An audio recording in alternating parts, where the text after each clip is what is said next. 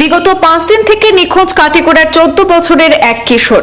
12 December বিকেল থেকে নিখোঁজ হরিনগর তৃতীয় খণ্ডের তোয়াহির হোসেন নামের 14 বছরের কিশোর।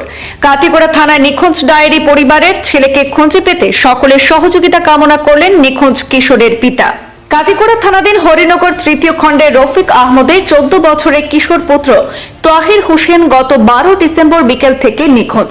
ঘটনায় 5 দিন অতিক্রান্ত হয়ে গেলেও পুত্রের কোনো খোঁজ খবর না পেয়ে অবশেষে বাধ্য হয়ে কাটিগড়া থানায় নিখোঁজ সংক্রান্ত এজাহার দায়ের করলেন কিশোরের পিতা।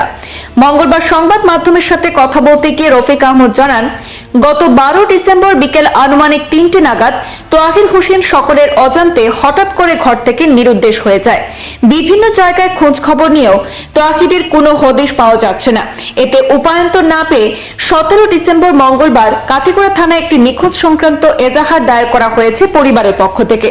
ছেলেকে খুঁজে পেতে নিখোঁজ কিশোরের পিতা সকলের সহযোগিতা কামনা করেছেন এবং কেউ তোয়াহির হোসেনকে দেখে থাকলে 8011053488 এই নম্বরে যোগাযোগের কাতর আর্জি জানিয়েছেন। নাম হইল রফিক আহমদ, হরিনগর পার্ট 3 আমার বাড়ি।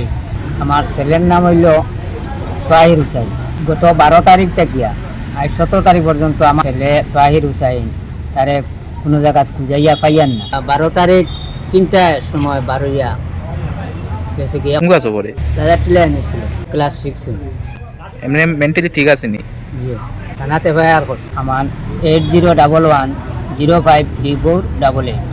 আপনার থেকে যদি পাইন খোঁজ খবর তে ও নম্বরে ফোন করিয়া জানাইবা। আপনার কাছে আমার অনুরোধ বা আর জোর করলাম।